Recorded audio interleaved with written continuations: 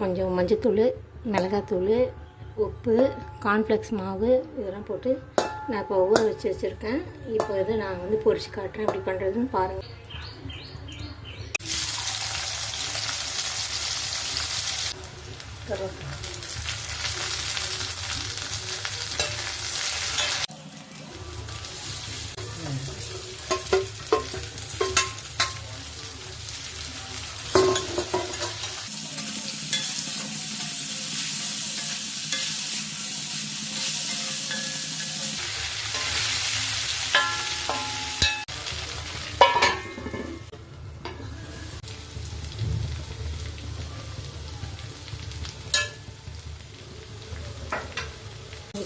இதில் லாஸ்ட்டில் நான் மிளகுத்தூள் சேர்த்துட்டேன். மிளகுத்தூள் போட்டிருக்கேன்.